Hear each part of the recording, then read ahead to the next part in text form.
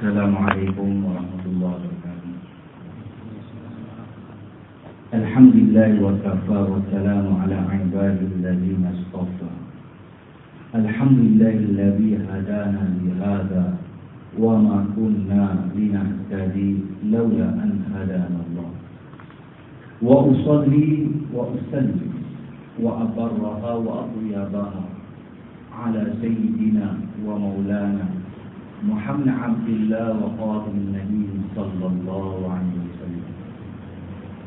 Alhamdulillah nahmaduhu wa nasta'inuhu wa nastaghfiruh wa na'udzu billahi min shururi anfusina wa min sayyiati a'malina. Man yahdihillahu fala mudilla lahu wa man yudlilhu fala hadiya lahu. أشهد أن لا إله إلا الله وحده لا شريك له وأشهد أن محمدا عبده ورسوله. وقال الله سبحانه وتعالى في كتاب العزيز وهو أصدق الكلام. أعوذ بالله من الشيطان الرجيم. قل هل يستوي الذين يعلمون والذين لا يعلمون. وقال عليه الصلاة والسلام في جامع الكريم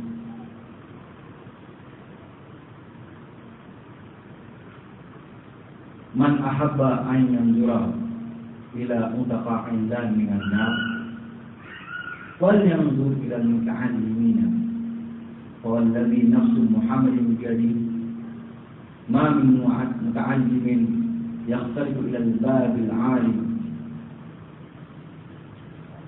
وبكل حرف إلا كتب له إلا كتب الله له بكل حرف وبكل قدم عبادة السنة وبني له بكل قدم مدينة في الجنة ويمشي في الأرض والأرض مستغفر له ويصبح ويمسي مغفورا له وشهدت له الملائكة ويقولون هؤلاء متقاء الله من النار أو كما قال عليه الصلاة والسلام. Alhamdulillah, tuan-tuan, puan-puan, ibu bapa, pelajar-pelajar yang dikasihi oleh Allah SWT. Pertama sekali, marilah sama-sama kita bersyukur kepada Hadrat Ilahi yang telah mempermudahkan kita semua untuk berada di sini. Masing-masing kita faham, masing-masing semua sibuk. Ibu sibuk cara ibu, bapa sibuk cara bapa, anak pun begitu juga. Dan kita semua dalam kesibukan. Tapi dengan taufik Allah SWT, pada pagi ini Allah SWT telah mempermudahkan. Walaupun dalam kesibukan tu ada yang dapat ejaskan masa dia untuk sama-sama kita duduk muzakarah sedikit. Kenapa? Jaranglah kita duduk majlis-majlis macam ni. Kalau majlis-majlis lain memang senang kita duduk kan. Jadi majlis-majlis macam ni sama-sama kita duduk untuk manfaat. Kenapa? Dalam pembelajaran ilmiah ni terlalu banyak pahalanya, terlalu banyak fadilah.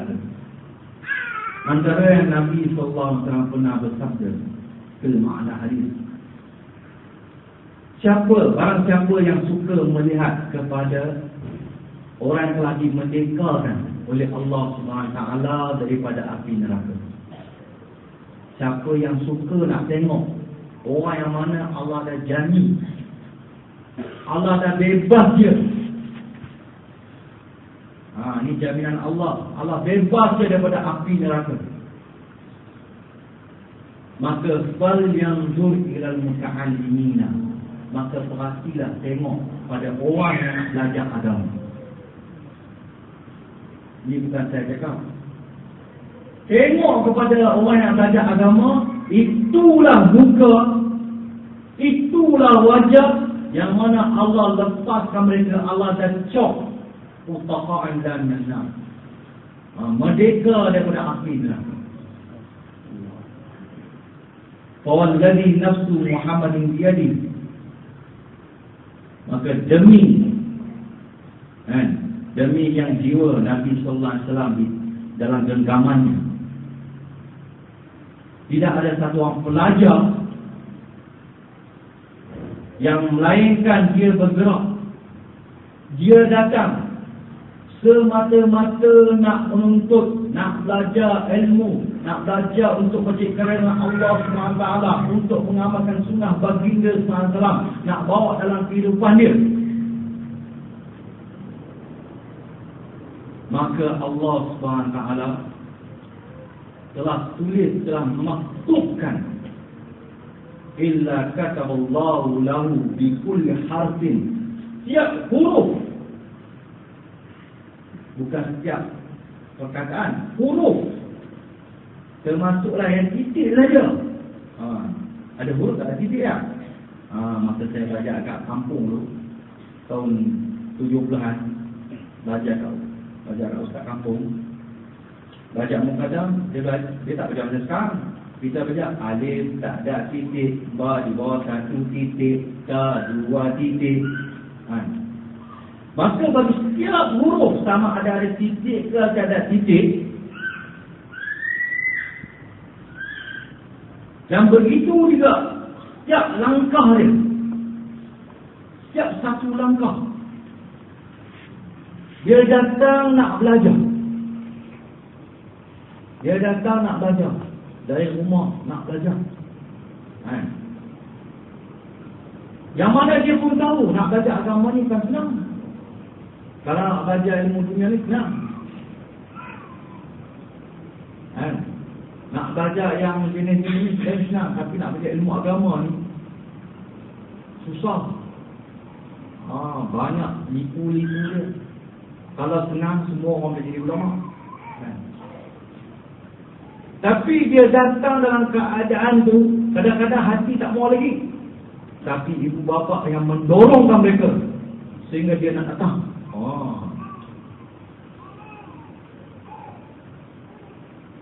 Maka Allah Subhanahu Taala akan tulis bagi dia pahala buta ya, tahun pahala ibadah yang diterima oleh Allah Subhanahu Taala. Kalau kita nak buat ibadat tahun, belum tentu kita dapat khusyuk dalam ibadat kita. Belum tentu kita berikhlas dalam ibadat kita. Tapi ini semata-mata nak meningkat balik, nak buka, nak belajar, nak dekat dengan Allah SWT, nak mengamalkan sunnah baginda sallallahu alaihi wasallam. Allah dah tulis bagi dia dah. Dah tulis bagi dia pahala ibadat setahun. Wa buniya lahu, dan dibina bagi dia pula, bagi setiap langkah. Allahu Akbar. Bagi setiap langkah dia nak datang, sebuah kota dalam syurga nanti. Mana orang ni dia ada bandar dia. Sebab apa? Kenapa di dunia dulu dia telah susah payah nak tinggal rumah dia. Kan senang nak tinggal rumah, kan? Nak di rumah makan sedap, tidur sedap, kan? Keluarga dekat, nak datang belajar, nak duduk dan tentu dia makan sedap. Tapi zaman sekarangnya belajar, alhamdulillah makan sedap. Kalau ikut zaman banding zaman dulu yang belajar makan tak sedap. Zaman kita dulu makan apa? Makan berteh, makan buah tamak, tu ya. Dan makan nasi pun tak lauk. Tapi sekarang alhamdulillah lah, berubah dah. Kalau zaman tu beralih kat sekarang makan nasi dengan garam, belajar lari kan. Allah Akbar, tak mampu. Allah Akbar. Jadi bagi mereka kan, sebab kesusahan nak datang belajar, nak tinggal ke tempat tidur dia, nak tinggal ke tempat makan mewah dia kan. Allahu Akbar. Dia datang, itulah Allah bina bagi dia sebuah bandar. Bandar bagi kesusahan dia di dunia tu. Dalam syurga dia ada bandar ni. Allahu Akbar. Bukan setakat itu. Wa yamshi 'ala ard, berjalan di atas permukaan bumi. Wal ardu mustaghfirun lahu. Bumi tempat yang dia pijak. Kata apa? Ya Allah, ampunlah dosa orang ni, ampunlah dosa orang ni, ya Allah, ampunlah dosa pelajar ni, ya Allah, ampunlah dosa ni. Bumi turun pohon minta supaya pelajar-pelajar ni diampunkan oleh Allah SWT. Bukan setakat itu. Bila masuk siang hari, pagi hari, kemudian tukar petang, semua memohon keampunan. Bila masuk pagi, ya Allah, jadikan siang ni pengampunan baginya, ya Allah. Bila masuk petang, ya Allah, petang ni kau jadikan pengampunan bagi orang yang nak tuntut belajar agama Allah SWT. Dan para malaikat wa syahidat lahul al-malaikah, dan malaikat pula kata apa? Kami menjadi saksi. Saksi yang tak ditolak. Saksi apa dia? Saksi yang diterima oleh Allah SWT. Mereka kata, inilah wajah, inilah muka orang yang mana Allah dah merdekakan dia daripada neraka Allah SWT. Alangkah untungnya, tuan-tuan, puan-puan. Jadi walaupun dalam keadaan yang serba kekurangan ini, dalam serba mencabar, dunia mencabar, dunia menggelapkan hatinya, meruntuhkan iman, tapi alhamdulillah pada masa ini juga tuan-tuan, puan-puan, ibu bapa, pelajar-pelajar sanggup mengarungi perkara ini untuk hantar anak belajar. Ini satu perkara besar, bukan perkara kecil. Semua akan dinilai oleh Allah SWT. Setiap kesusahan kita untuk nak menyediakan anak kita, maka semua dikira oleh Allah SWT. Mana kata ma'adun min sadaqatin, tidak akan berkurangan harta kita, duit ringgit kita yang kita susah payah untuk sedekah, untuk infak, untuk apa anak kita belajar, tak akan berkurang. Kita hantar anak kita belajar agama, nampak macam kurang. Nak bayar pendaftaran berapa hati? Itu nak beli kitab dia lagi, terkejut Tapi ini paling murah dalam Kuala Lumpur, dalam Malaysia, ingat paling murah. Betul tak? Bapak-bapak yang ada anak belajar macam mata dia tahu. Tapi yakinlah, tak akan berkurangan pun. Dia kata, lama-lama tak akan berkurangan. Nampak macam kurang, tapi bertambah. Tapi bertambah. Allah tak akan kurangkan. Allah. Di atas masuk ni, awal-awal lagi saya ucap jazakumullah khairan katsira pada ibu bapa yang mana dalam keadaan begitu ketara dunia ni, tapi sanggup menyediakan anak, dan anak pun sedia untuk nak belajar. Ini satu nikmat daripada Allah SWT. Kenapa sekarang ni zaman sekarang semua orang berlomba-lomba untuk ke arah halal tuju yang mereka rasa itu lebih baik. Tapi alhamdulillah, syukur dalam keadaan yang begini Allah SWT buka pada tuan-tuan, puan-puan, yang mana nikmat yang cukup besar bila kita dapat menyediakan anak kita. Menyediakan anak kita. Kalau kita tak ada anak saudara kita, tak ada saudara kita, anak saudara kita, sepupu kita, tak ada sepupu kita, kita tak mengaji, kita sediakan wali. Satu nikmat yang cukup besar. Allah. Satu nikmat yang cukup besar. Dia akan masuk inilah kedatangan tuan-tuan, ini dialu-alukan. Kemudian oleh kerana alhamdulillah sekarang ni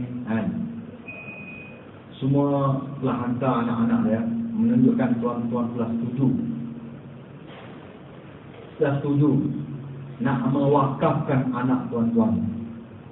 Ibu bapa, makna dia letak ni, makna dia telah buat keputusan. Bukan sekali nak keputusan, dia dah fikir masak-masak nak hantar anak dia. Alhamdulillah, terima kasih kerana tuan-tuan telah buat keputusan untuk hantar di masjid, di madrasah Miftahlul Ulum Sri tadi. Pada banyak lagi madrasah yang lain. Tuan-tuan telah masak, fikir, buat keputusan nak hantar di madrasah Miftahlul Ulum. Tuan-tuan telah berkeyakinan, alhamdulillah. Begitulah harap-harapnya. Kalau pada permulaan pun tuan-tuan punya berkeyakinan, tuan-tuan telah hantar kat sini, begitulah kami harap. Bukan setakat hari mula saja yakin, sampai bila-bila. Jangan pada awal yakin, tengah dah tak yakin dah. Ataupun awal yakin, tengah yakin, penghujung dah tak yakin. Jadi kalau awal-awal lagi dah tak yakin, apa faedah kita hantar anak kita belajar sini dia? Jadi alhamdulillah kalau tuan-tuan dapat keputusan yang betul, tuan-tuan telah hantar daripada hari permulaan. Begitulah kami harap seterusnya sampai anak tuan-tuan dapat belajar, sampai tamat. Makna beri keyakinan tu bulat 100% bila kita dah hantar anak kita. Dan juga tuan-tuan sudi untuk wakafkan anak tuan-tuan untuk mereka ditarbiyah, untuk mereka dapat mempelajari apa yang tuan-tuan dah. Jadi kita kena niat wakaf lah. Kena niat besar, jangan niat kecil. Kita mau niat besar, jangan niat kecil. Kalau kita niat kecil, dapat kecil. Kita mau niat besar, kita mau niat wakaf. Wakaf selama mana?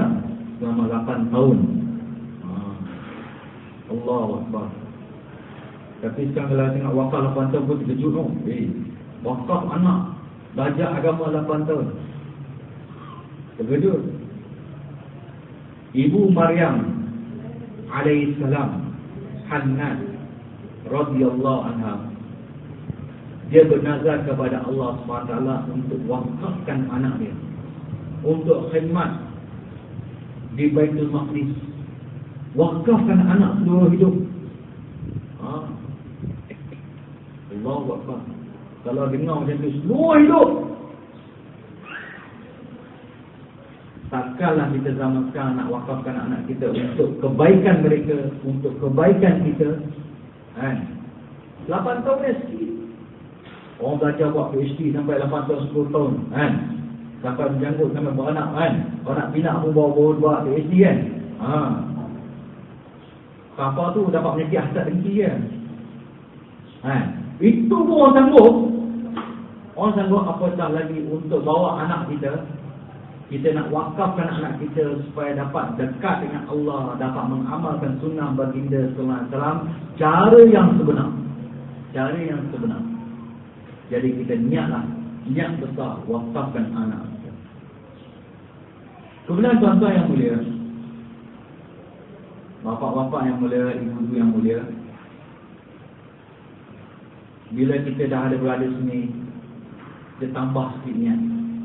Saya ingat dari Pertuan Syekh yang datang, Syekh Osman dalam barakatuhu, dia datang di sini. Dia terang kepada kami.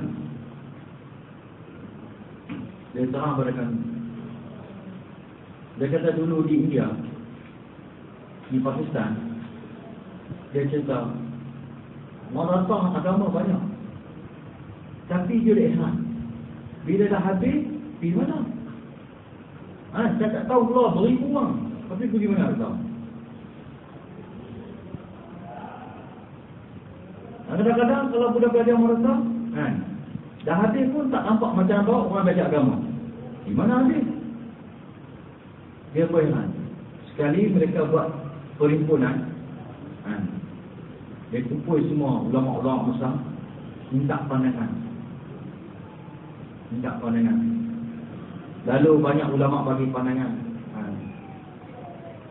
Akhir sekali satu orang ulama yang masih muda ketika itu, almarhum Mufti Zainal Abidin rahimahullah, dia paling muda ketika itu dan ulama-ulama, dia telah minta izin daripada Mufti Syabir Ahmad Osmani, pengarang kitab Tafsir Osmani.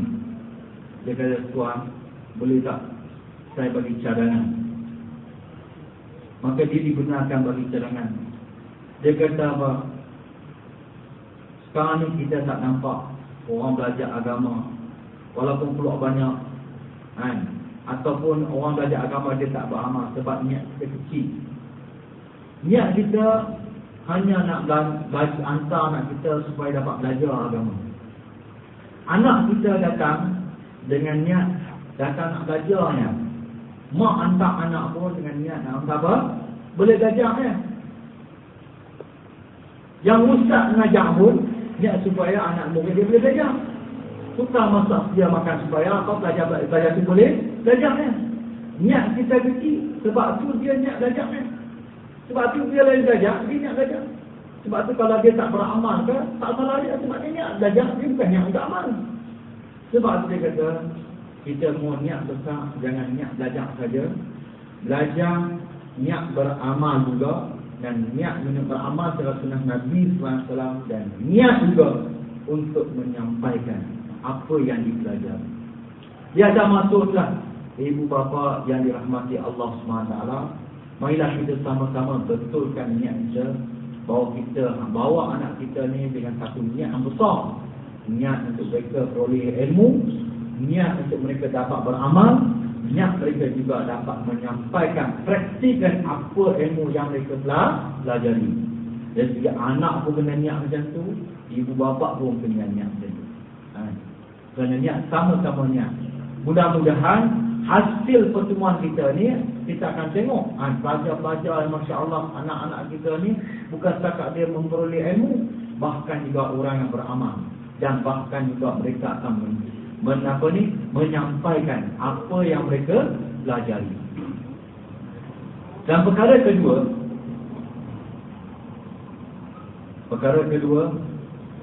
alhamdulillah, bila tuan-tuan dan keyakinan mengantar anak tuan-tuan ke madrasah ini, walaupun taklah semacam mana pun, tapi kami harap daripada pihak ibu bapa memberi kerjasama. Kami harap daripada ibu bapa memberi kerjasama. Maksud dia beri kerjasama pertama sekali bukan setakat melempak anak dia ni kan. Orang tahu kita melempak kan. Ustaz tengok anak dia. Mana kami dah wakafkan anak kami, ustaz tengok. Itu makna dia tak bagi kerjasama. Mana kita kerjasama, saling tolong-menolong untuk nak bina saksiah seseorang tu. Mana ibu bapa dia juga bila dia serah pada kita, dia yakin dekat awal sampai akhir. Begitu juga bila bertanggungjawab tu. Mana dia selalu dia ada berhubung dengan ustaz. Macam mana keadaan anak saya ustaz, bagaimana pelajaran dia ustaz. Kemudian kalau kita dapat sebulan sekali datang ziarah, 2 bulan sekali, 3 bulan sekali datang ziarah, tengok, bagi semangat pada anak. Macam mana? Nak, dulu kau belajar sekolah, sekarang kamu belajar sini, macam mana? Susah lah ya. Kita mau bagi dorongan lah kepada seorang ibu, seorang ayah, bagi semangat. Macam tu anak, kita mau sabar. Nak belajar agama ni bukan senang. Tapi kalau dah belajar, kita sabar, kita akan dapat natijah dia, keputusan dia, Allah Akbar. Terbaik. Macam orang nak ambil madu lah, tengok lebah takut kan. Tapi kalau dia dapat makan madu macam mana? Dia tak mau nak tinggal Macam tu lah. Mana dorongan daripada ibu bapa. Kita harap sangat mana ibu bapa bekerjasama. Bukan setakat hantar anak di sini, tapi dia juga saling bantu-membantu. Sama-sama kita untuk mendidik, mentarbiah anak-anak kita supaya jadi satu orang yang mana kita cita-citakan. InsyaAllah dia akan jadi satu orang hafiz, InsyaAllah dia akan jadi satu orang ulama. Tak mustahil perkara ini. Kita kata, bolehkah anak pergi ustaz?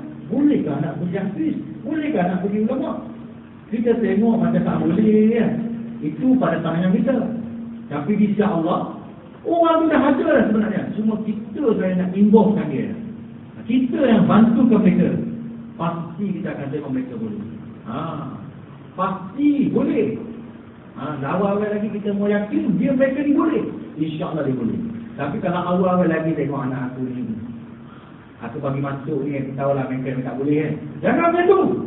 Kita mau pada awal lagi, walaupun kita nampak anak kita, tapi insyaAllah dengan kerjasama ibu bapa, insyaAllah anak pun boleh. Anak pun boleh. Makna kita mau satu kerjasama ibu bapa, dan kemudian dorongan ibu bapa, kemudian yang ketiga mau doa daripada ibu bapa. Kerana doa ibu bapa memainkan peranan yang cukup besar. Contoh dia, kita tengok Imam Bukhari rahimahullah. Masa kecil dia tak nampak. Macam mana dia nak hafal hadis, nak hafal ni? Daripada kecil lagi, kita semua jelek. Tapi dorongan ibu dia tak mematahkan semangat Imam Bukhari untuk belajar. Dia telah berdoa kepada Allah SWT. Seorang ibu juga berdoa kepada Allah SWT. Dan telah menghidupkan amal-amalan. Khususnya malam Jumaat. Dia telah hidupkan amalan-amalan berdoa kepada Allah SWT. Supaya Allah kurniakan ilmu pada anak dia. Supaya Allah kurniakan sunnah Nabi kepada anak dia. Ibu yang tak pernah putus asa. Kalau tengok dari segi pandangan zahiriah, memang anak tu tak mampu lah. Macam kita tengok anak aku bukan macam kecil. Jangan saja. Zaman juga apa maknanya? Beril, mana ada lagi? Tak ada. Tapi fikir macam mana? Doa punya doa, akhir sekali Allah terima doa daripada ibu dia. Allah telah celikkan mata anak dia. Allah buka mata anak dia. Allah Akbar. Bila Allah buka mata anak dia, dia telah rujuk kepada ulama. Apa tanda syukur aku kepada Allah kerana Allah telah buka mata anakku. Maka ulama telah baca bagi tahu dari ibu dia, wakafkan anak kamu untuk belajar agama, untuk buat sunnah Nabi SAW. Alhamdulillah, dengan kerjasama ibu dia, dengan doa ibu dia, dengan amalan yang buat oleh ibu bapa dia, maka Allah SWT terima Imam Bukhari, sehingga Allah SWT jadikan dia bukan setakat hafiz, dia jadi muhaddisin dan digelar sebagai Amirul Mukminin fil hadis. Ketua beriman dalam bidang hadis. Allahu Akbar. Kitab yang dikarang asal kitab ba'da kitabillah. Kitab yang paling sahih selepas Al-Quran. Allahu Akbar. Diterima seluruh dunia. Kenapa tuan-tuan perempuan? Kerana hasil daripada doa kerjasama ibu dia. Begitulah kami harap kerjasama daripada tuan-tuan, puan-puan dalam nak mentarbiyah, dalam nak mendidik anak-anak. Bukan datang lepas macam tu Alhamdulillah sekarang ni orang dah sedek mata. Banyak orang dah sedar dia nak hantar anak dia belajar agama. Dia hantar anak yang bagus-bagus, yang pandai-pandai. Yang pandai-pandai juga. Kalau zaman dulu, saya ingat zaman saya bagi pondok, dia hantar anak dia yang low class yang kata apa, rebus tak empuk. Dia kata ustaz, macam mana saya hantar merata dah tak jadi apa. Tak tahu nak pukul pun tak ngerti lah. Dia rebus tak empuk Saya hantar ni. Yang tahap tu boleh hantar. Patut tak boleh. Nak jadi ulama. Patut dia fikir hantar yang terbaik. Yang tak boleh rebus tak empuk dong hantar yang tak boleh ni. Hak baca agama ni high class. Kalau dia hantar macam tu, insya-Allah kita tengok akan keluarlah, lahirlah kualiti ulama-ulama yang hadis yang kualiti. Sebab tu ulama-ulama dulu je lah, semua high kualitinya lah. Tapi alhamdulillah sekarang orang mula telah buka orang telah hantar masya-Allah. Hantar anak-anak yang bagus, ada ni boleh belajar. Tapi walau bagaimana tuan-tuan perempuan, ibu bapa yang dimuliakan oleh Allah SWT dan dirahmati Allah SWT, walaupun kita kita bawa anak kita pun tak dapat nak labelkan anak kita ni bagus tak bagus Tak apa, tapi kita mau yakin kita mau sertakan dengan doa. InsyaAllah anak kita boleh. Daripada awal lagi kita mau tanam, nanti kita bawa anak aku boleh. InsyaAllah boleh. Tapi dengan garis tuan-tuan. Kalau daripada awal lagi tak boleh, memang tak boleh. Macam seekor gajah. Anak gajah. Anak gajah. Kecil kan gajah. Ikat apa? Dengan tali. Tali besar. Dekat pokok besar. Suruh anak gajah tu tarik. Dia tarik, tak boleh. Pasal apa? Tali besar. Pokok besar. Tak boleh cabut. Lama. Gajah ni besar. Anak gajah jadi bapak gajah. Ikat dengan tali kecil dekat pokok yang paling kecil. Suruh dia tarik. Dia kata tak boleh. Apa saya tak boleh? Aku dah buat dah dulu. Tak boleh. Masa aku daripada anak lagi. Aku daripada kecil lagi. Aku dah cuba. Tak boleh. Aku dah buat boleh. Tak boleh. Tak boleh. Padahal bapak gajah tu kalau cabut boleh tak? Boleh. Sebab apa? Tali kecil, pokok kecil lah. Dia boleh cabut. Tapi oleh kerana dia punya fikiran dan tertanam, kata tak boleh. Maka tetap tak boleh. Sebab tu, pelajaran dimulakan dari semata, ibu bapa ibu yang semata. Kalau awal-awal lagi kalau kita kena anak aku tak boleh, aku tahu lah aku boleh. Bila awal-awal lagi kata tak boleh, sampai besar bila kata anda tak boleh, memang tak boleh lah. Belajar pun nanti kata tak boleh, tetap tak boleh lah. Tapi kita dah awal-awal lagi tanya, insya-Allah dulu lain, sekarang lain. Insya-Allah boleh. Insya-Allah boleh. Insya-Allah boleh. Jadi tuan, ibu bapa yang dimuliakan oleh Allah SWT, kemudian kita minta kerjasama daripada ibu bapa dalam kita nak mentaujiah anak-anak kita ni. Allahu Akbar. Seperti mana kita beri keyakinan kepada ustaz-ustaz asal kita terdengar pengajar yang mengajar mereka ni daripada awal sampai akhir juga. Mana kita buat hubungan lah dengan ustaz-ustaz mereka.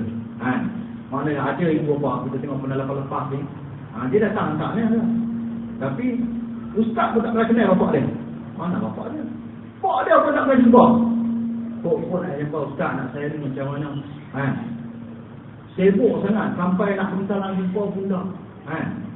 Asyik kita sedih. Jadi tuan-tuan, perempuan, insya-Allah boleh datang ziarah anak tu. Walaupun saya tengok anak, saya bagi makan anak tak apa, tak kira lah. Kita ustaz-ustaz ni pun kita buat hubungan dia. Apa khabar ustaz? Ustaz tu bukan minta makan pun. Jumpa dia pun gembira. InsyaAllah abang, anak abang insyaAllah boleh. Makcik enggak. InsyaAllah anak makcik ni boleh, anak kakak boleh insyaAllah. Cuma ni sikit. Apa yang perlu kita bantu? Mana hubungan antara ibu bapa dengan apa? Para asatizah tu kita aduk-adukkanlah sangat. Bukan nak apa-apa pun, tapi pentingnya untuk kebaikan anak-anak kita. Untuk kebaikan anak-anak kita. Sebab tu perlu ada hubungan ibu bapa bersama ustaz-ustaz. Dan yang ketiga, segala peraturan yang kita ada kat sini seperti mana tuan-tuan dah tengok, tuan-tuan dah baca, tuan-tuan dah ikrar, pelajar dah ikrar, Jadi kita haraplah kita sama-sama dapat kerjasama. Ini bukan apa, ini untuk tarbiyah. Untuk tarbiyah anak-anak kita, supaya sama-sama dapat membantu. Mana antara peraturan-peraturan tu, antaranya kita secara tulis handphone. Kita tak galakkanlah anak-anak kita pakai handphone. Dia nak pakai handphone boleh. Nanti bila dia dah habis ni, pakailah yang canggih macam mana pun tak apa. Bukan kita nak zalim kepada anak-anak, bukan kita nak zalim kepada ibu bapa. Memang ibu bapa boleh beli canggih-canggih telefon sekarang, handset macam-macam kan. Tapi kita kesianlah. Sebab apa? Bila kita bagi handset ni, kadang-kadang pelajar, budak-budak dia tak dapat nak menilaikan. Kenapa? Dia guna handset pada perkara yang kurang faedah. Kadang-kadang ada yang faedah, betul memang baik bagi ibu bapa dapat hubungi. Tapi hal lebih itu diguna untuk saya. Jadi kita tak mau lara tu datang. Sebab tu kita tak galakkan. Memang kita tak mau ada apa? Handset ni. Kalau mereka yang dah bawa, kita minta ibu bapa bawa baliklah simpan dulu. Nanti cuci balik pakai kat sana kan. kat sini jangan pakai lagi. Kita tak mau berlaku. Ada perkara macam-macam yang berlaku. Pengalaman kita dah hampir 17 tahun. 17 tahun saya di sini, macam-macam dah berlaku. Sebab tu sekarang ni kita tak benarkan ada handset. Kenapa? Ini kita fitnah besar di atas tangan saja. Boleh ketik saja. Macam-macam boleh berlaku. Yang positif ada, yang negatif pun ada. Kalau merasa lain benar, itu hak dia. Bagi kami, apa yang kita tengok kebaikan saja tu, lebih baik dia tidak ada handset. Kalau tidak, dia akan macam-macam benda sia-sia. Sebab tu dalam hadis Nabi SAW beritahu, min husnul Islam mar'i tarkuhu ma la ya'ni. Ini antara dia lah. Daripada seorang Islam, seorang Islam tu, dia tinggalkan perkara yang tak ada apa-apa ni. Jangan layan kan. Walaupun ada kebaikan untuk ibu bapa, jadi kita untuk hubungi anak-anak ni ada sebulan 2 kali atau 3 kali. Sebulan 2 kali atau 3 kali mereka boleh telefon ibu bapa, atau ibu bapa boleh call anak-anak. Sebab apa? Kita tak mau kalau ada macam tu, kalau setiap hari telefon jadi homesick. Homesick ni susah. Jadi kita latih sikit supaya tidak ada homesick. Sebab tu sebulan 2 kali. Lama-lama dia boleh tinggal lah kan. Bukan senang kan. Homesick dia punya rumah dia susah. Makna dia telah wakafkan diri dia. Mak pun kena wakafkan anak dia. Memang mak sayang anak. Pak tak tahu kan. Mak memang sayang pada anak. Susah anak dia fikir macam-macam. Ni kalau anak tak ni, seminggu tak makan tak lalu ni. Tapi sabar kan. Kita semua ada mak, ada pak juga. Jadi macam itulah kita kena sabar. Sebab tu kita tak saja latih tak telefon awal ni. Sebab apa? Supaya mereka rasa dah enggang sikit.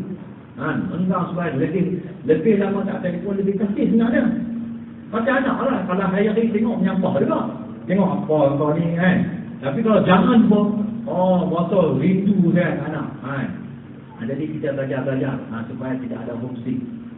Pada belajar pun jangan ada homesick. Telefon ni kita ada buat sistematik juga. Kita minta izin daripada ustaz yang bertugas waktu bila yang sesuai untuk telefon ibu bapa. Kenapa kita tak mau telefon tu waktu pelajaran?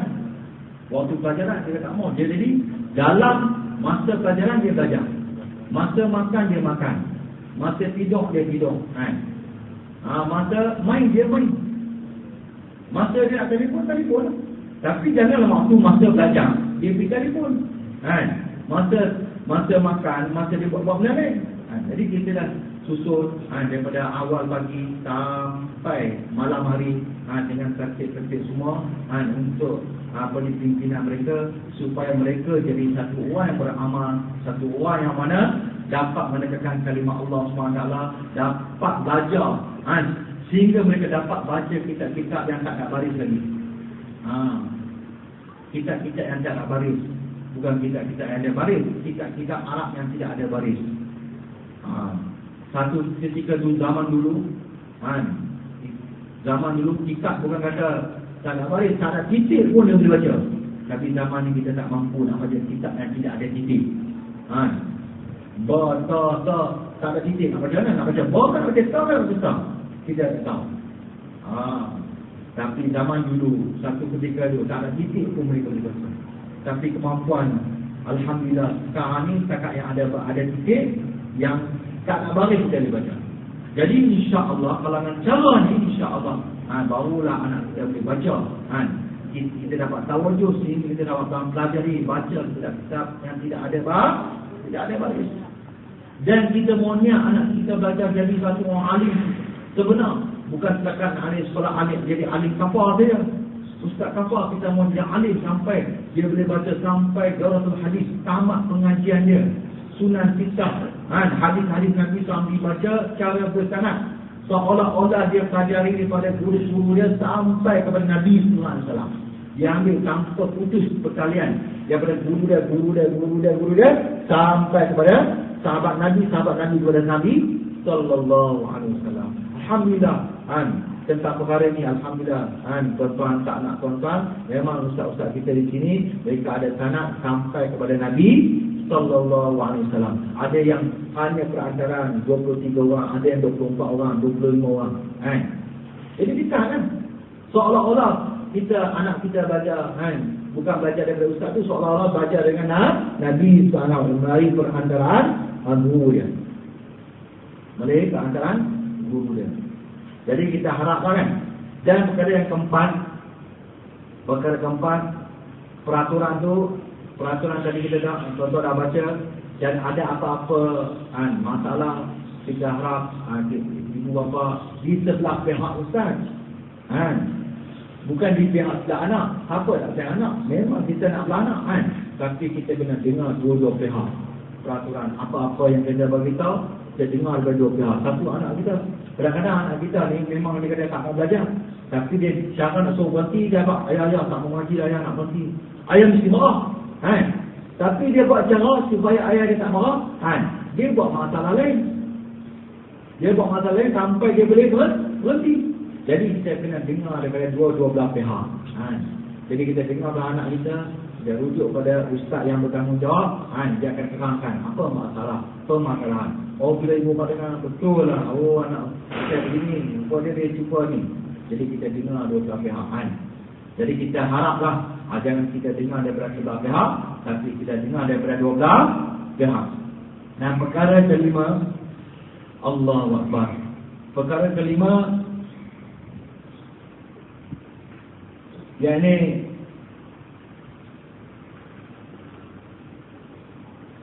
kita dalam kita bagi duit kepada anak-anak kita, kita bagi duit kepada anak-anak kita, kita lebih baiklah kita jangan bagi berlebihan, kita bagi sepatutnya, dan lebih baik kita serahkan kepada tempat akaun bank dia sendiri. Kita akaun pelajar ni ada kita mesyuaratkan ustaz-ustaz yang bertanggungjawab untuk simpan duit ustaz pelajar-pelajar ni supaya tak tercicir, supaya tak hilang, supaya tak dicuri, kerana kita tak tahu. Dan duit simpan dalam akaun pelajar ni pun kita tak foto pun, satu scan pun, hanya ustaz tu turun simpan, turun jaga. Kalau pelajar tu simpan sendiri, maklumlah macam-macam boleh berlaku. Dan kadang-kadang pelajar tu mendedahkan orang lain untuk ambil duit dia. Dia pelajar, dia budak, dia tak tahu dia punya duit dia banyak. Kalau dia kata aku tak duit, pak aku tak duit, kau jasa kau duit banyak, macam tu boleh ni. Sebab tu kita harap ibu bapa kerjasamalah. Dan kita jangan serah pada anak kita, ataupun serah bagi tahu anak kita, serah pada akaun pelajar. Semua tercatat situ. Setiap minggu dia, seminggu 2 kali dia boleh ambil untuk dia guna untuk runcit-runcit dia supaya terjagalah Kemudian yuran kita haraplah kepada ibu bapa yuran pelajar tu, maklum saja kita pelajar terlalu ramai memang kita kalau boleh tak mau ambil yuran, tapi ibu bapa ada yang kata, ustaz, takkan ustaz saya korban, takkan saja di sini saya korban, kami juga nak pahala juga. Saya kata betul juga. Semua kena dapat pahala. Sama-sama kongsi, jangan bagi satu orang saja. Jadi kita mintalah harap kerjasama daripada ibu bapa. Jadi yuran tu kalau boleh dapat bayar pada awal bulan. Dapat awal bulan dapat membantu dalam pentadbiran kita untuk kerjasama. Mudah nak kita nak susun makan, minum mereka dan sebagainya. Kenapa yuran ni pun kalau kita tengok RM190 di sini, RM190 ini pun bukan kita ambil apa-apa pun. RM190 Kuala Lumpur makan sehari 4 kali. Kita makan sehari 4 kali berapa habis?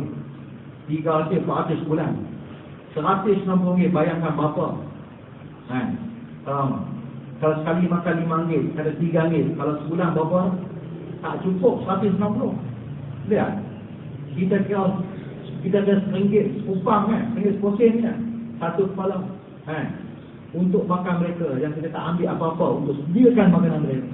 Jadi bila kita awalkan pembayaran dia tu, akan mudahlah pentadbiran tu untuk sediakan makanan-makanan mereka. Dan perkara-perkara lain kita tak ambil apa pun, asrama kita sediakan secara percuma, kata kita sediakan secara percuma dan sebagainya. Itu saja kita harap daripada ibu bapa kerjasamalah. Mana pembayaran tu ialah di awal bulan, yang paling baiklah. Dan seperkara lagi, janganlah kita kata Allah, aku hantar anak aku belajar agama ni, banyak menyusah lah nak bayar yuran lah Kita rasa tapi setengah orang dah hantar anak dari universiti, dia hantar kolej, tuition, habis lari sebulan apa berapa? 1,000 lebih, dia tak bising pun.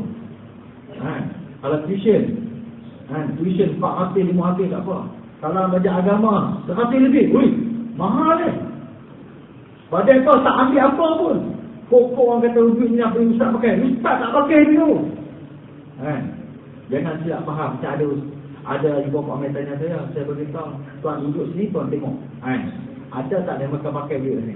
Kita pakai semua untuk keundangan pelajar-pelajar supaya mereka dapat belajar dengan baik, dapat tidur dengan baik, dapat main dengan baik, semua dengan baik. Itu yang kita cuba sediakan kepada mereka. Fasiliti apa yang ada itulah yang kita dapat sediakan. Jadi kita, apa yang kita korbankan untuk anak kita belajar agama, jangan kita cerahkan. Kalau macam mana anak-anak kita belajar sekolah, belajar di universiti, dan kita tak berkira pada mereka yang kena bayar berapa ribu tak kira, untuk anak kita belajar agama, kita jangan kira. Sama-sama kalau anak kita belajar agama, lagi kita mau support, lagi kita mau sayang. Kerana kita mau beritahu pada anak, syabas anakku, orang lain sekarang zaman sekarang nak belajar tapi kamu nak belajar agama, kamu menggembirakan ayah, menggembirakan ibu. Kerana kamu akan memulihkan ibu bapa. Kenapa? Ibu bapa yang hantar anak dia belajar agama, besok ibu bapa dia akan dipakai mahkota. Allahu Akbar. Yang lebih bersinar daripada cahaya matahari. Bayangkan kalau ibu bapa dipakai mahkota macam tu, macam raja, macam mana anak dia pula? Sebab tu ibu bapa tak boleh kira untuk anak yang belajar agama. Ni kira orang belajar agama, kasih mesti dah. Mudah-mudah lah. Anak ni tak berjadah. Anak belajar agama kena berjadah. Kau tak beramal, tu kau kena makan sikin apa Quran. Maulana Zahir rahimahullah beritahu, anak yang nak belajar agama, dia kata kita bagi makan banyak tak apa. Sebab dia nak usaha, zaman sekarang yang usaha kalau tidak ada larat, bagi dia makan. Tapi kita sekarang kira. Di zaman baginda sallallahu alaihi wasallam, datang seorang sahabat jumpa Nabi SAW. Ya Rasulullah, wahai Rasulullah, adik aku belajar dengan kau. Adik aku sedang belajar dengan kau. Aku pun nak belajar juga. Tapi tak boleh sebab nafkah adik aku ni aku tanggung. Aku biayai. Jadi aku jenis lah. Dia dah habis. Aku duk kerja susah-susah. Dia bagi kat dia. Baginda semacam jawab apa? Kalau kita orang dah. Betul tak? Macam tu tak bagi kerja kamu orang kan? Nanti adik-adik kita, abang kita, kakak kita, makcik kita. Tengok. Anak kau yang ajak kamu, habis semua habis. Dia kau buang balik. Nabi SAW beritahu kepada sahabat ni, la'allaka turzaku bi. Mudah-mudahan boleh jadi kau punya rezeki, kau yang kerja tunggu-tunggu tu, engkau dapat lebih dia sebab dia lagi. Kalau dia tak kerja kamu, engkau pun dapat lebih. Banyak tu yang kau punya. Tapi sebab dia belajar, engkau dapat lebih. Allah Akbar. Sebab tu, sebab anak kita belajar agama, ibu bapa kena rezeki bersama. Sebab tu anak-anak belajar-belajar yang dibolehkan asma. Kalau kita nak bagi rezeki pak kita banyak lagi, mak kita nak, kita belajar agama. Kalau nak bagi pak kurang rezeki, jangan bagi. Lari. Tapi kalau kita sayang kepada ibu bapa, supaya rezeki dia pertama, belajar sungguh-sungguh. Begitu juga ibu bapa, kita kalau kita sayang nak bagi rezeki pertama, hantarlah anak kita lagi. Belajar agama. Kita cari anak kita, tak ada anak saudara kita, tak ada adik-adik kita, tak ada jiran kita. Mana rezeki untuk orang yang sediakan orang belajar agama Allah tambahkan. La'allaka turzaku bi. Boleh jadi kau punya rezeki pun dengan sebab ni dah. Allah. Sebab tu kita jangan kira sangat untuk belajar apa? Belajar agama. Kita mau fikir pada mereka. Mudah juga. Mudah juga. Kita mau tengok fasiliti orang. Kita mau bantu juga. Jangan kata ustaz, saya nak bayar banyak ni, semua mau ada. Dia tengoklah kita bagi banyak mana. Nak minta fasiliti, Masya Allah. Ada juga orang, ustaz, mana minta bagi pada anda nak? Saya kata kamu tengok apa yang kamu bagi, itulah saya akan bagi. Tapi kalau tuan yang ada free hati, tuan akan sediakan. Tuan bayar ustaz, saya ini sepatutnya mau sediakan aku untuk kebaikan. Tu boleh. Bukan. Jangan kata pula, ustaz, kalau ada apa sebulan marasa ni, beritahu saya. Itu bukan cara dia. Memang kita takkan beritahu. Kita takkan beritahu, tuan pertolongan, kita takkan minta. Jadi kalau kita boleh nak bina akhirat kita, nak bina kita punya ni kita boleh Ustaz. Ni ambil fasiliti bagi pelajar di bagian masa saya tengok tak bagi tidak kan. Tu itu cara dia. Makna kita dengan kerjasama, makna kita telah membantu untuk membangun kerja agama. Kita nak jadi hafiz tak boleh. Kita nak jadi apa? Nak apa 10 juzuk tak boleh, nak apa 30 juzuk tak boleh. Tapi kita sediakan orang lain. Anak kita belajar hafiz, anak saudara kita hafiz, kawan-kawan anak kita jadi hafiz. Seolah-olah kita telah jadi hafiz. Mana kita sediakan mudahkan mereka. Kita jadi alim tak boleh. Kita nak hafal hadis tak boleh. Tapi kita sediakan mereka, maka seolah-olah kita belajar alim juga. Allahu Akbar. Sebab tu Abu Lays Al-Khalili rahimahullah dalam kitab Bujairi ni, dan juga dalam kitab apa ni Tamizul Khafi ada antaranya dia beritahu man jalasa 'inda al-'alim wa lam yaqdir an yahfaza min zalika al-'ilm shay'an fala yustabun karamah. Abu Lays Al-Khalili rahimahullah berkata, barang siapa dapat duduk dengan alim, dapat duduk dengan orang majah, sedangkan dia duduk, dia tak faham, dia tak dapat hafal daripada ilmu apa yang dia dengar pun dia tak boleh faham. Itu pun Allah beri kemuliaan 7 kemuliaan. Faham tak faham tak kira, Allah beri 7 kemuliaan. Saya ringkaskanlah, pertama sekali dia akan dapat kelebihan orang yang belajar agama. Walaupun dia tak ingat, tambah kita yang berkarat ni kan.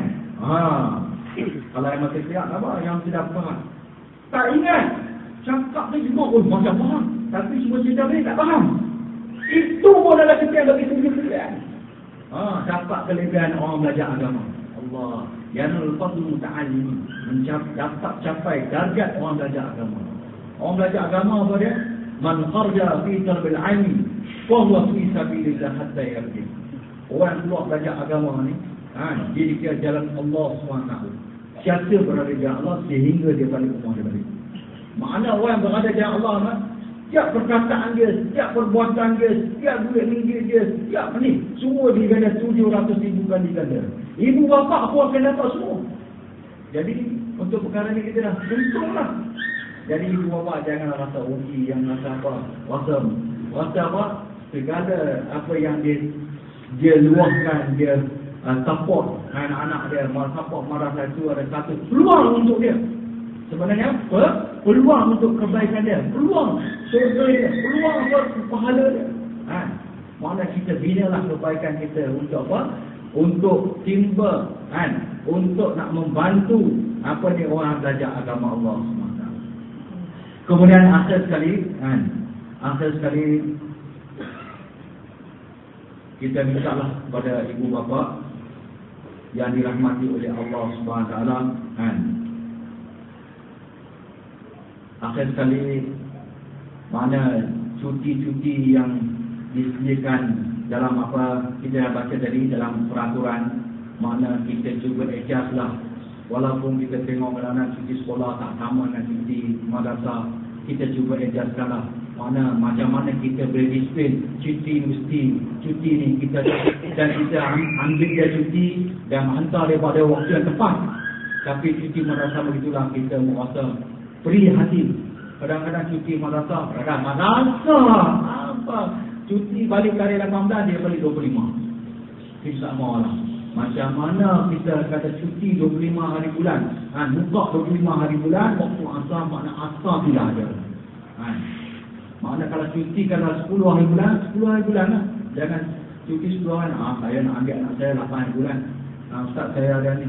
Jadi kita aturkanlah. Kalau kita boleh aturkan cuti sekolah, cuti peneliti, takkan madrasah ni. Padahal pelajar agama lebih muda, lebih besar daripada tu. Kita kena aturkan. Dan itu juga cuti-cuti perkahwinan. Bila perkahwinan kita mau ejah lah nak kahwin, masa cuti kita tahu cuti madrasah. Kita akan keluarkan cuti madrasah bila? Takwim dia dah ada. Takwim bila cuti dia ada cuti seminggu, dia ada cuti 2 minggu, dia ada cuti 1 bulan pun ada. Raya haji ni hampir lebih kurang tak salah saya 8 hari cuti. Dunia mana, sekolah mana ada cuti 8 sampai 8 hari. Semua 2 hari je dia bagi 8 hari. Mengejah lah kan. Kita minta ejaskan waktu-waktu cuti. Jangan waktu sini tak cuti, Kerana cuti kita pun nak samakan. Kerana tak cuti kita nak samakan. Kita adjustkan mengikut cuti yang telah disediakan. Begitu cuti kahwin-kahwin ni kan, perkahwinan. Melainkan kalau kahwin ni kita kata tak boleh ni, abang saya kahwin ni kan. Kita dah baca, kita tak maulah kalau kita tak adjustkan, mana pelajaran berjalan setiap hari. Dia berjalan lancar daripada sebelum subuh lagi. Kalau anak kita cuti tak kena masa, nanti pelajaran dia tak dapat pick up lagi. Dia lebih lagi beroket. Kalau satu hari, 2 hari tertinggal pun dah ke belakang dah. Jadi pasal apa kita belajar ni untuk 8 tahun, mana siang malam. Kalau nak belajar di luar 15 tahun. 15 tahun nak belajar luar. Jadi kita, mana kita adjust cuti itu mengikut yang telah ditetapkan. Begitu cuti kahwin ni. Kadang-kadang pada kata abang saya kahwin. Kita kata macam ni. Abang kamu kahwin tak kau dia kahwin. Bila kamu kahwin kamu mesti. Bila kamu kahwin. Allahu Akbar. Macam itulah kita adjustkan. Mana nak ibu bapa pun nak buat perkahwinan pun fikirlah macam kita adjustkan. Mereka pada sana ada cuti. Memang ada cuti dengan cuti sekolah tu ada juga. 1 minggu adjust macam tu. Ataupun tak mau ada cuti lain. Selepas yang raya haji tu ada cuti. Ataupun siapa ni daripada penghujung Ramadan tu sampai Syawal, 10 Syawal ada cuti. Cuba kita adjustkan. Mana banyak masa-masa yang boleh di-adjustkan, boleh disamakan. Tapi sekarang ni tak. Ada ibu orang kata, tak boleh Ustaz. Saya tak kira. Anak saya mesti balik. Ni kahwin ni tak boleh, tak siapa ni. Saya kata dulu kamu dah baca peraturan. Kamu dah setuju kan. Kalau kita buat macam ni, mana kita dah buka pintu pada semua orang ni. Jadi, kamu suka, kamu datang, kamu tak suka, kamu pergi. Dia akan menyusahkan Ustaz saja. Pelajaran orang ni dah depan-depan. Orang ni cakap, bila mereka, bila anak dia tak lulus. Kenapa anak saya tak lulus? Kita tak mau jadi macam tu. Sebab apa? Bila dia tak mengikuti, tak sama, jadi susah. Jadi kita haraplah mana ibu bapa dapat mengaturkan balik cuti-cuti sama dengan apa yang kita telah letakkan, yang cuti madrasah. Cuti-cuti madrasah. Kemudian akhir sekali insya-Allah lepas ni insya-Allah kita jemputlah ala kadar makan tengah hari kita.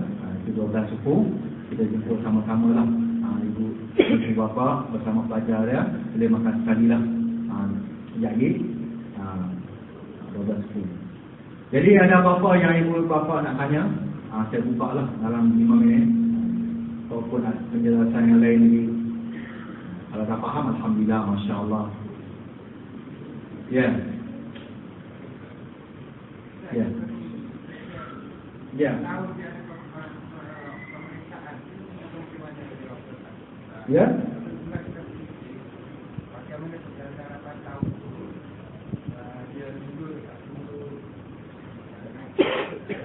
Oh, pengajian 8 tahun.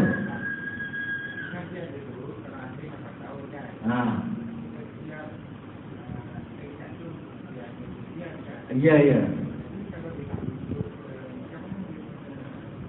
Jadi kita sini pengajian alim 8 tahun. Pengajian hafiz mengikut kemampuan pelajar tersebut lah. Ada yang 2 tahun, ada yang 3 tahun. Tapi rata-rata kat Malaysia ni 3 tahun. Otak Melayu ni, otak Malaysia ni lah 3 tahun tu. 2 tahun setengah, 3 tahun. Tapi kalau otak orang India ni, orang India Pakistan, tahun pun dia boleh habis.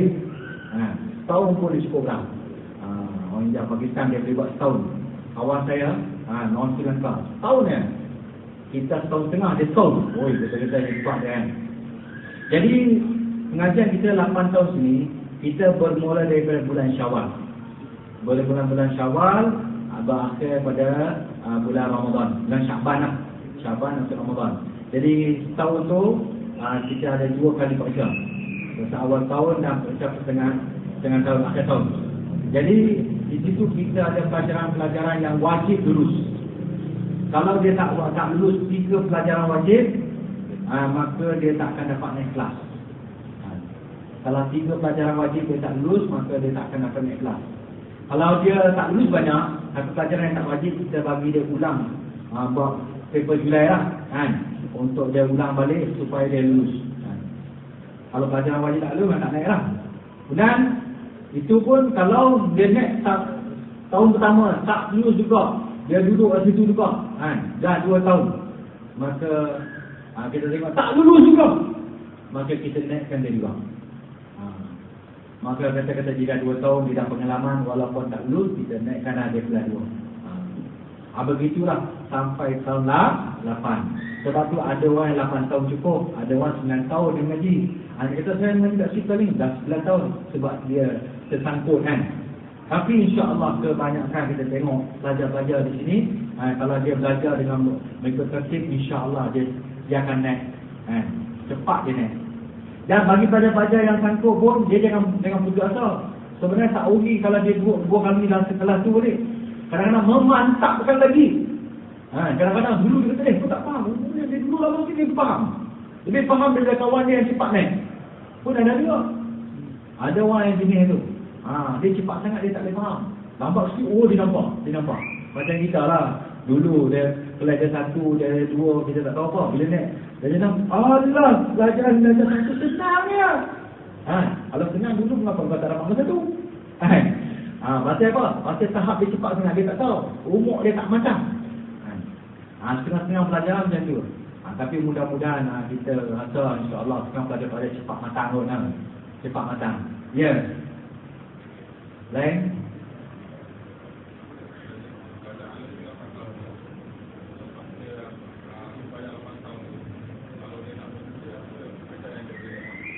Banyak. Peluang pekerjaan terlalu banyak. Jadi pada ibu bapa janganlah risau. Walaupun anak dia belajar agama, kata sertifikat tak ada ni. Kita memang tak ada sertifikat. Tapi sertifikat kita hanya kerjaan yang ini saya terima. Kada bumi wallahu alam. Tapi alhamdulillah peluang pekerjaan terlalu banyak. Dia nak mengajar. Sekarang ni yang lepasan di sini, setiap hari orang call kami. Ustaz ada tak pelajar ni? Kita kata dah habis dah. Dia kata kami tak tempat kami ada orang mengajar, ada imam, ada pejabat agama. Saya kata kamu pandai-pandai pinang mereka sendirilah. Kamu pasang umpan apa? Kalau kamu mengenai umpan kaki ni dapat lah. Kalau kamu mungkin lagi besar mungkin lah kan. Jadi keluar pekerjaan. Alhamdulillah setakat ini pelajar-pelajar kita belajar agama ni rezeki mereka Allah mudahkan. Tak ada lah saya dengar pelajar yang di sini tak ada kerja ataupun dia makan pasir. Tak ada. Ada seorang ibu bapa tanya saya, Ustaz, anak saya nak makan apa nanti? Saya kata, tuan, kalau orang lain makan nasi, kami pun makan nasi. Pernah tak tuan dengar sejarah orang belajar agama makan pasir? Tak ada. Bahkan orang belajar agama ni makan lebih sedap daripada orang luar. Bulan puasa dia makan sate, makan ayam, makan semua. Kita makan simple-simple, dia boleh makan sate. Allah Akbar. Nasi Arab berapa kali? Allah Akbar. Kita nak bawa apa lah. Tapi rezeki orang belajar agama Allah tetapkan. Jadi kita jangan risau sebab nak kita insya-Allah lepas belajar agama lebih 8 tahun tu ada peluang pekerjaan dia. Kalau dia nak sambung lagi dia boleh sambung. Tapi kalau dia pergi sambung pun dia akan kata apa? Malah dah semua saya dah belajar dah. Semua saya dah belajar. Kita anak belajar kita ada 2-3 orang yang belajar dia pergi Maghribi. Dia kata ustaz saya nak belajar apa lagi? Lecturer tu suruh saya mengajar. Sebab apa yang dia ajar tu saya dah mengaji dah. Saya dah mengaji dah. Pernah kita pergi Jawi, Mufti beliau kata apa? Ustaz, saya tengok semua kitab kami pun tak berani tanya. Kitab yang belajar betaklah kami ni, semua dah boleh tak?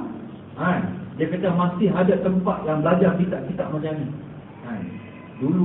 Dulu zaman pondok belajar di pondok zaman sekarang masih ada tempat yang boleh baca kitab macam ni. Peluang rezeki mereka tu ada. Ya.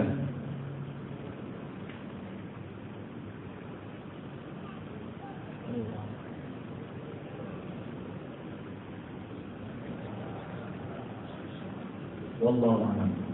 Allahumma salli ala Muhammad wa ala alihi wa sahbihi. Alhamdulillah alamin. Alhamdulillah alhamdulillah. Ya rabbana alhamdu kama subhanahu ya hayyu ya qayyum ya dzal jalali ya rahman ya rahim ya alim. Allahumma ihdina wa hdina waj'al lana Allahumma ihdina fi dunya. Allahumma ihdina fi dunya. Ya alim ta'allamna bil 'ilmi wal 'ilmi bil 'ilmi ya alim. Rabbana atina fid dunya hasanatan wa fil akhirati hasanatan wa qina adhaban nar. Wa sallallahu ala Muhammad wa ala alihi wasallam. Subhana rabbika rabbil izzati amma yasifun wa salamun alal mursalin walhamdulillahi rabbil alamin. InsyaAllah benar-benar dijemput insyaAllah.